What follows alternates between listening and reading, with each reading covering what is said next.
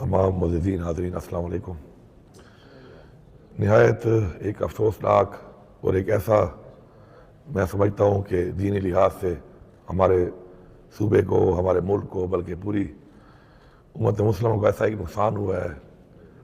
مولانا حمید الحق صاحب کی شہادت جو ہے وہ ایک بہت بڑا ثانیہ ہے، ایک بہت بڑا ایک ایسا ثانیہ ہے کہ جس کو پر کرنا شاید مشکل ہے ہمارے لیے۔ دین کے راستے میں اور جہاد کے راستے میں جو لوگ نکلتے ہیں اور اس کے لیے آگے بڑھتے ہیں تو ان کو ایسے دشمنوں کا سامنا کرنا پڑتا ہے، اور شہادت ایک بہت بڑا رتبہ ہے۔ اور ہماری دعا ہے کہ ایسے ہی لوگ جس طریقے سے اپنی قربانیاں دے کے دین اسلام کے لیے اپنے آبا اجداد سے لے کے آج تک اپنی خدمات سر انجام دے رہے ہیں، اللہ تعالیٰ ایسے لوگوں کو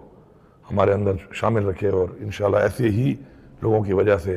اسلام جو ہے پوری دنیا میں پھیلے گا، اور جو اسلام کی تعلیمات ہیں جس کا ہمیں حکم ہے اللہ تعالیٰ کی طرف سے اور اپنے قرآن مجید میں، تو اس کے اوپر عمل پیرا ہونے کے لیے ایسی مثالیں جب قائم ہوتی ہیں تو ہمارا بحیثیت مسلمان جذبہ بڑھتا ہے۔ میری یہ دعا ہے کہ یہ جو مشن یہاں سے شروع ہے، اس کے لیے کافی قربانیاں دی گئیں، شہادتیں دی گئیں، انشاءاللہ یہ مشن جاری رہے گا، اور انشاءاللہ ہم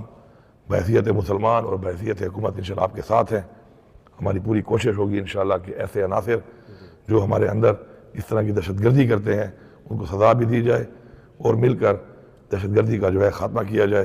اللہ تعالیٰ اب سب کو جزائے خیر دے، جو لوگ بھی یہاں پہ آ رہے ہیں دعا کے لیے، اور چونکہ وہ تو شہید ہیں، شہید کے لیے ہم کیا دعا کریں گے، وہ تو ہمارے لیے مغفرت کا سبب بنیں گے انشاءاللہ۔